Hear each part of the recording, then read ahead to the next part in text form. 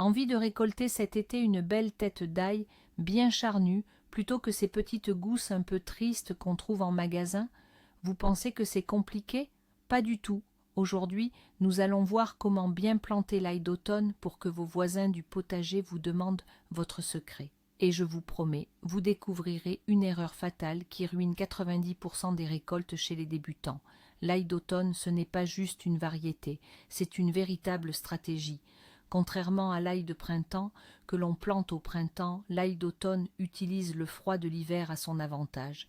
Il s'endurcit sous la neige pour exploser de croissance au printemps avec une force incroyable. C'est pourquoi il pousse plus gros et est plus puissant. Alors, décortiquons tout le processus étape par étape et commençons par la base même, la question qui détermine 90% de la réussite, le choix du bon moment pour la plantation. On pourrait penser que plus tôt on plante, mieux c'est, n'est-ce pas? Mais avec l'ail, ça ne fonctionne pas comme ça. Si vous vous précipitez et le plantez dans une terre trop chaude, il pensera que le printemps est arrivé. Il va se mettre à pousser activement, à sortir ses feuilles vertes, et puis la première vraie gelée frappera. Et c'est la fin. Les jeunes pousses délicates périront, et le cailleux lui-même aura dépensé toute son énergie, risquant fort de s'affaiblir ou de pourrir pendant l'hiver. Vous n'aurez aucune récolte. Bien, direz-vous, alors j'attendrai le dernier moment. Mais là aussi, un piège nous attend.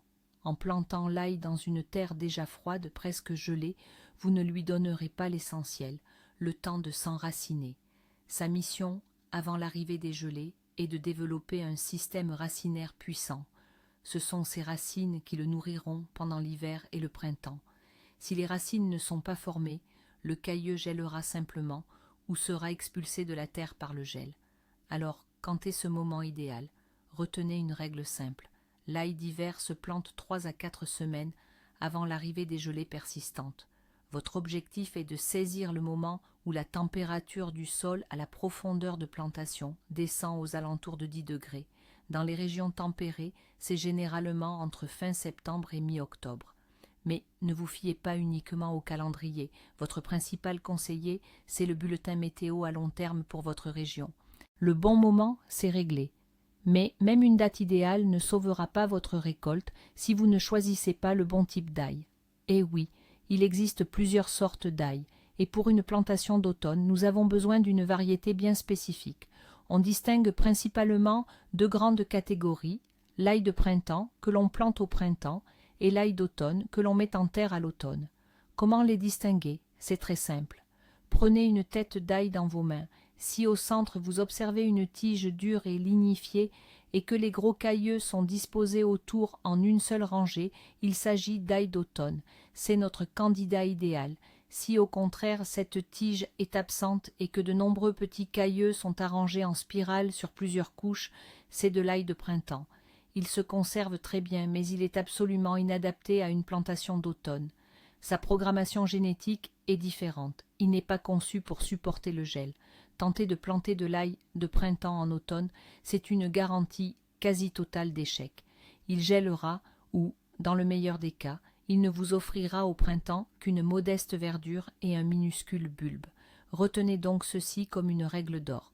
Pour une plantation d'automne, utilisez uniquement l'ail d'automne, celui avec la petite tige au centre, Xambib. Nous en arrivons à la première, et sans doute la plus courante des erreurs que commettent presque tous les débutants.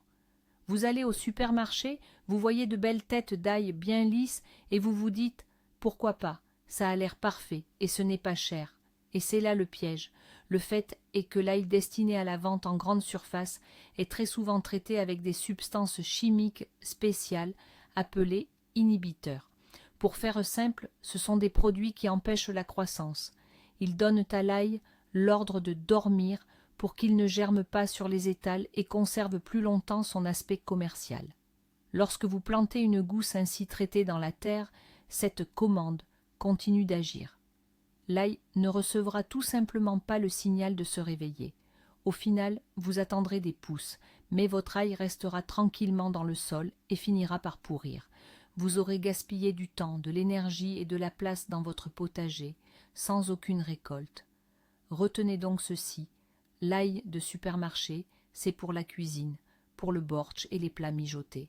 Pour la plantation, en revanche, nous nous tournons vers les jardineries, les marchés locaux, où nous demandons à des voisins de potager qui, eux, savent pertinemment que leur ail n'a pas subi ce genre de traitement. C'est parfait, nous avons trouvé une source d'ail fiable et de qualité qui ne vient pas du supermarché. Et ensuite, nous allons nous transformer en inspecteurs les plus rigoureux. Votre mission sera de faire une sélection drastique, car l'avenir de votre récolte est en jeu. Retenez la règle d'or du jardinier. On récolte ce que l'on sème.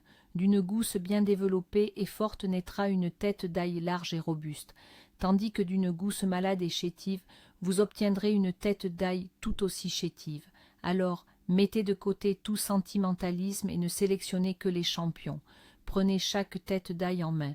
Elle doit être grosse, pachonne, ferme et lourde. Pressez-la doucement. Elle ne doit pas céder sous la pression. Examinez-la attentivement sous tous les angles. Pas de taches sombres, pas d'entaille, aucune trace de moisissure ou, Dieu nous en garde, de pourriture. Portez une attention particulière au talon, cette partie d'où pousseront les racines. Il doit être absolument sec, propre et intact. Si vous constatez que la tête se compose de 4, 5 ou 6 gousses très grosses et régulières, c'est le jackpot. C'est le signe d'une excellente variété d'ail qui vous donnera des résultats exceptionnels.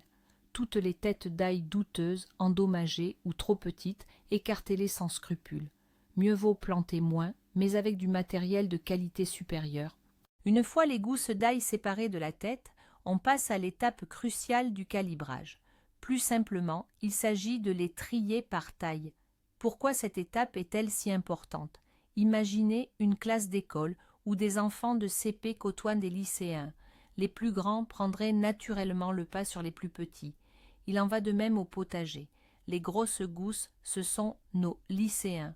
Elles donneront de puissantes pousses qui développeront rapidement une grande masse foliaire. Si à leur côté se trouvent les CP des petites gousses, ces dernières manqueront cruellement de lumière et de nutriments. Les géantes les ombrageront et les étoufferont. Au final, les petites gousses ne donneront qu'une récolte très modeste. Pour éviter une telle concurrence, nous allons diviser toutes les gousses en 3 catégories, grosses, moyennes et petites. Nous les planterons sur des rangs séparés. Cela permettra à toutes les plantes de se développer dans des conditions équitables. Les grosses gousses donneront le plus gros ail, un ail de choix. Les moyennes offriront également une bonne récolte, de taille standard. Quant aux plus petites, on peut les planter séparément et plus serrées. Elles produiront de petites têtes d'ail, dites monogousses ou cailleux, qui constitueront un excellent matériel de plantation pour l'année suivante. Cette simple technique de tri augmente considérablement la quantité et la qualité finale de votre récolte. Même les gousses d'ail qui paraissent les plus saines peuvent transporter des spores de champignons ou des bactéries invisibles prêtes à se développer dès qu'elles trouvent un environnement propice dans un sol humide. Pour protéger notre future récolte des maladies, nous allons procéder à une étape essentielle, la désinfection. C'est un peu comme une vaccination avant de les envoyer dans le grand monde. Il existe plusieurs méthodes simples et très efficaces. La plus populaire et la plus accessible est le trempage dans une solution de permanganate de potassium. Il suffit de prendre du permanganate de potassium, de le diluer dans l'eau jusqu'à obtenir une solution rose vif, attention pas violette, puis d'y plonger les gousses d'ail pendant une demi-heure à 1 heure. Une autre excellente option est d'utiliser une solution de phytosporin. C'est un fongicide biologique qui, en plus de tuer les agents pathogènes, colonise la surface des gousses avec des micro-organismes bénéfiques, créant ainsi une barrière protectrice naturelle et vivante. Il faut le diluer selon les instructions du fabricant et y faire tremper l'ail pendant la même durée. Un autre vieux truc de grand-mère consiste à utiliser une solution saline. Prenez une cuillère à soupe de sel de table pour 1 litre d'eau, mélangez bien et laissez-y les gousses pendant environ 1 heure. Le sel crée un environnement défavorable à de nombreux agents pathogènes. Après l'une de ces procédures, il est important de laisser l'ail sécher légèrement, simplement en le posant sur du papier journal avant de pouvoir passer à la plantation. Cette étape simple est une assurance contre bien des problèmes futurs. Nos plants d'ail sont prêts. Il est maintenant temps de leur trouver l'emplacement idéal. L'ail est un grand amateur de soleil, il en a absolument besoin. Si vous le plantez à l'ombre d'une maison, d'une clôture ou sous de grands arbres, n'espérez pas une bonne récolte. Les bulbes resteront petits et la plante sera faible, plus vulnérable aux maladies. Choisissez donc l'endroit le plus ensoleillé et le plus dégagé de votre jardin, un lieu qui se réchauffe bien tout au long de la journée. Le deuxième point crucial concerne le relief du terrain. Évitez les zones basses où l'eau pourrait stagner au printemps ou après de fortes pluies. L'ail ne supporte absolument pas d'avoir les pieds mouillés. Dans une terre constamment humide, le bulbe risquera de pourrir, de développer des maladies et de finir par se décomposer. L'idéal est une parcelle de terrain plate ou une légère élévation, d'où l'excès d'eau s'écoule facilement. Si votre potager se trouve entièrement en zone basse, ne vous découragez pas, il y a une solution. Créez pour l'ail une butte ou une planche surélevée de 20 à 30 cm de haut. Cela assurera un excellent drainage et sauvera votre récolte de l'humidité excessive. Un emplacement bien choisi, c'est déjà la moitié du succès pour cultiver de l'ail gros et sain. Une fois l'emplacement ensoleillé et bien drainé choisi, rappelons-nous qui occupait cette parcelle avant l'ail. C'est ce qu'on appelle la rotation des cultures, et ce n'est pas un simple mot à la mode, mais une pratique agricole fondamentale. Chaque plante a ses propres besoins nutritifs, ainsi que ses maladies et parasites spécifiques qui s'accumulent dans le sol. Si l'on plante la même culture au même endroit, année après année, le sol s'appauvrit et la concentration de pathogènes atteint un niveau critique. Les principaux ennemis de l'ail sont l'oignon et l'ail lui-même. Ils partagent des maladies communes, c'est pourquoi il ne faut jamais planter d'ail après une culture d'oignon ou d'ail. La pomme de terre et la carotte sont également considérées comme de mauvais prédécesseurs, car elles peuvent, elles aussi, laisser dans le sol des micro-organismes hostiles à l'ail. Mais alors, quels sont les prédécesseurs idéaux? L'ail se sentira le mieux après des cultures de cucurbitacées, telles que les courgettes, les concombres, les citrouilles ou les pâtissons. Il appréciera également de pousser après des légumineuses comme les pois ou les haricots, qui enrichissent le sol en azote. Les choux, surtout les variétés précoces, sont d'excellents prédécesseurs, ainsi que les engrais verts comme la moutarde ou la facélie. Le respect de cette règle simple vous aidera à éviter de nombreux problèmes et à obtenir une récolte saine et abondante. Maintenant que l'emplacement est choisi et que nous avons tenu compte des cultures précédentes, il est temps de préparer la parcelle pour l'ail. Et cette préparation doit se faire à l'avance, idéalement 1 à 2 semaines avant la plantation. Pourquoi? Tout simplement parce que le sol a besoin de temps pour se tasser. Si vous bêchez votre parcelle et plantez l'ail immédiatement, la terre meuble va se compacter avec le temps et entraîner les cailleux à une profondeur excessive, ce qui pourrait retarder leur germination au printemps, voire entraîner leur pourrissement. L'ail apprécie un sol meuble, bien aéré et fertile. La première étape est donc de travailler le sol en profondeur sur la hauteur d'une bêche. Pendant ce bêchage, nous enlevons soigneusement toutes les mauvaises herbes, surtout leurs racines. Si votre sol est lourd et argileux, il est impératif d'y ajouter des éléments pour l'alléger. Le sable, la tourbe neutre ou la sciure bien décomposée sont d'excellents choix pour cela. Cela rendra la structure du sol plus légère et plus aérée, un facteur essentiel pour le bon développement des racines de l'ail. Si, au contraire, votre sol est trop sableux et pauvre, il faudra y incorporer un élément capable de retenir l'eau et les nutriments, comme un peu d'argile ou du bon terreau. Notre objectif est de créer des conditions idéales pour l'ail, une sorte de nid douillet dans lequel il pourra hiverner et se développer confortablement. Notre terre est maintenant prête, elle est meuble et bien aérée. Il est temps de la nourrir correctement. Pour former de belles et grosses têtes, l'ail aura besoin de beaucoup de nutriments, surtout au début du printemps.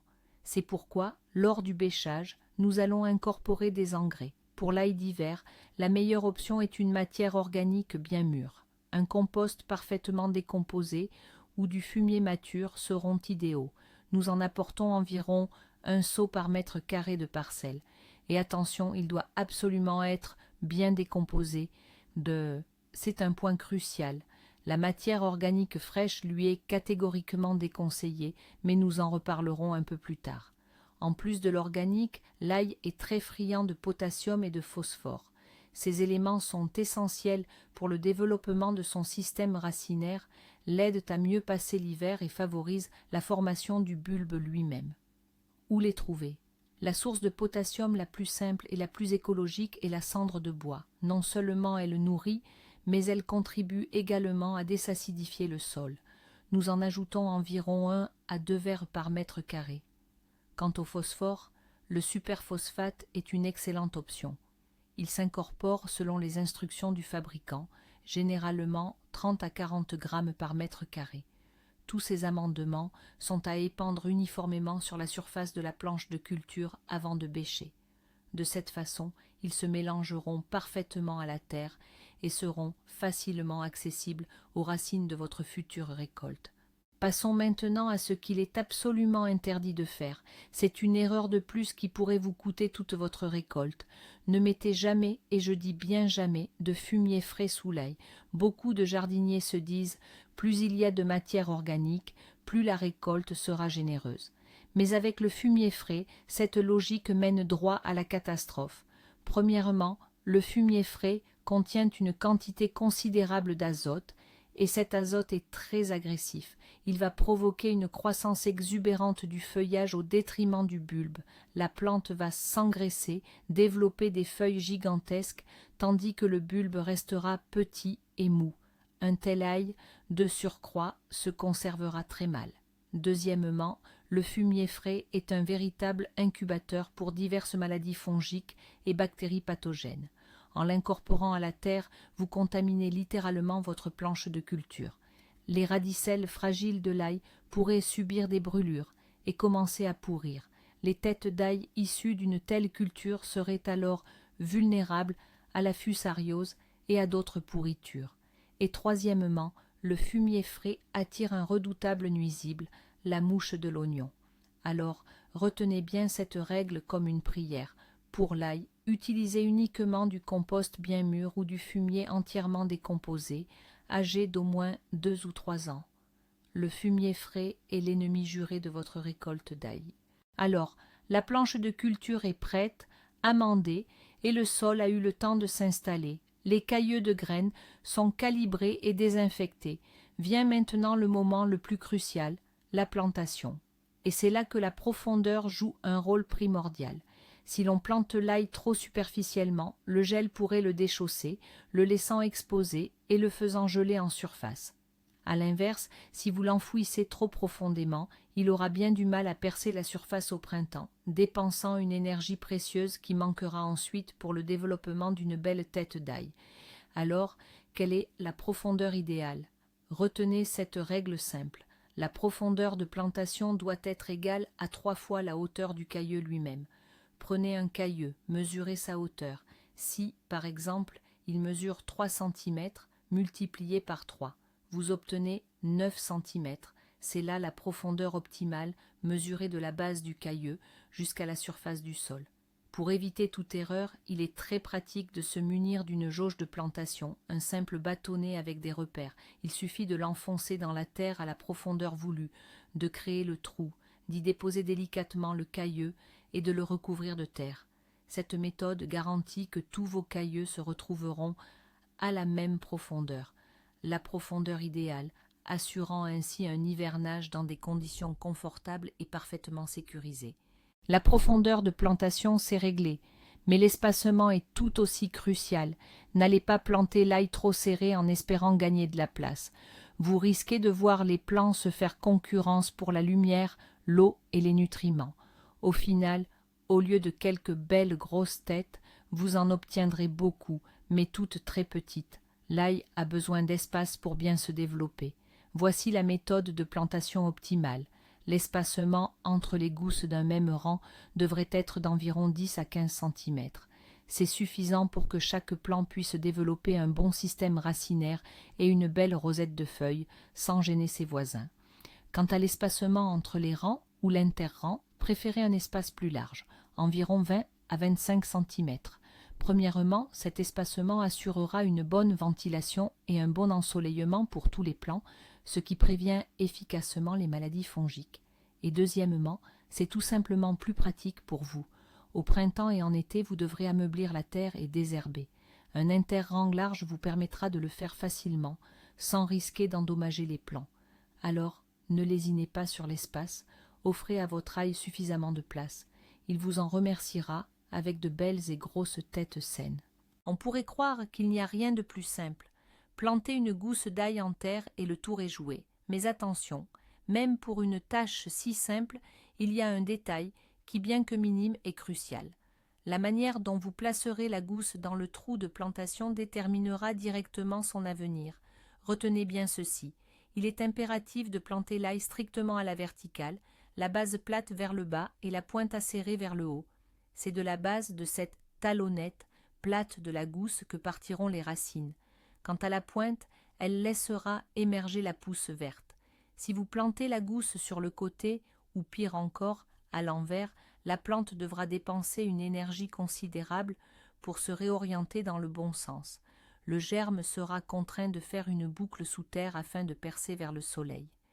Toutes ces acrobaties souterraines puiseront dans ces réserves d'énergie qui auraient pu être dédiées à la formation d'une belle et grosse tête d'ail. Au final, cette ail germera plus tard, sera affaiblie et ne donnera jamais un rendement maximal. Un autre point important, il ne faut pas enfoncer la gousse avec force dans la terre. En agissant ainsi, vous risquez d'endommager la base et de compacter la terre juste en dessous, ce qui entravera la croissance des racines. Déposez délicatement la gousse dans le trou préparé et recouvrez-la simplement de terre meuble. Ça y est, notre ail est planté. Toutes les gousses sont bien rangées en terre, en ligne parfaite. Et là, une question se pose pour beaucoup. Faut-il arroser? Généralement, après la plantation de n'importe quelle plante, l'arrosage est un réflexe. Mais avec l'ail d'automne, la situation est un peu différente. Les avis des jardiniers divergent, mais la plupart des jardiniers expérimentés s'accordent sur une règle simple. Si vous plantez votre ail par temps sec et que la terre est vraiment sèche, un arrosage modéré est nécessaire. Cela aidera la terre à mieux envelopper la gousse en éliminant les poches d'air et stimulera le démarrage de l'enracinement. Attention, l'arrosage doit être modéré, sans excès. Transformer la planche en bourbier est absolument à proscrire. En revanche, si vous plantez après des pluies et que le sol est déjà suffisamment humide à la profondeur de plantation, mieux vaut ne pas arroser du tout. Un excès d'humidité, combiné aux froids à venir, peut provoquer le développement de pourritures et de moisissures. La gousse pourrait simplement ne pas survivre à un hiver aussi humide et froid. Le principal indicateur, c'est donc l'état du sol. C'est sec? Un léger arrosage. C'est humide? Laissez tel quel. La nature se chargera elle-même de l'humidité nécessaire. Et voici le geste essentiel, la touche finale avant d'envoyer notre potager en repos hivernal, le paillage. Beaucoup de jardiniers débutants négligent cette étape et c'est bien dommage. Le paillis, c'est comme une couverture douillette pour votre ail, remplissant plusieurs fonctions cruciales. Tout d'abord, il protège vos plantations des variations brusques de température et des gelées intenses, surtout durant les hivers sans neige. Sous cette couche protectrice, le sol gèle moins vite et moins profondément, offrant ainsi des conditions optimales pour les cailleux. Ensuite, le paillis aide à retenir l'humidité dans le sol et prévient la formation d'une croûte de terre compacte en surface. Au printemps, quand l'ail reprendra sa croissance, il lui sera plus facile de percer cette couche meuble et la terre en dessous restera humide et aérée. Enfin, au printemps et en été, le paillis supprimera la croissance des adventices, ce qui vous facilitera considérablement l'entretien de votre parcelle. Mais alors, avec quoi pailler? Le terreau, le compost, la tourbe, les feuilles mortes, surtout celles d'arbres sains, la paille ou même l'herbe coupée et séchée seront d'excellents choix. La couche de paillis doit être suffisamment épaisse, comptez entre 5 et 10 cm. N'ayez aucune crainte, l'ail le percera sans difficulté au printemps. Attention, il ne faut pas pailler immédiatement après la plantation. Attendez plutôt l'arrivée des premières gelées persistantes lorsque la couche superficielle du sol aura déjà légèrement durci par le froid. Et nous voici arrivés au point crucial, au détail qui différencie le jardinier amateur du véritable expert en ail. Vous vous souvenez, j'avais évoqué une erreur qui peut ruiner toute votre récolte? La voici. Utilisez de l'ail de supermarché pour vos plantations. En effet, cet ail est souvent traité avec des inhibiteurs, des substances qui l'empêchent de germer pour prolonger sa durée de conservation en rayon. Si vous plantez une telle gousse, il y a de fortes chances que vous n'obteniez aucune pousse. Elle se contentera de pourrir en terre. Ce n'est pas une simple déconvenue, c'est l'échec garanti de toute votre démarche. Le deuxième point, que l'on pourrait presque qualifier de secret, est le renouvellement de la variété. Même le meilleur ail, avec le temps, dégénère, accumule des maladies et voit ses gousses devenir plus petites.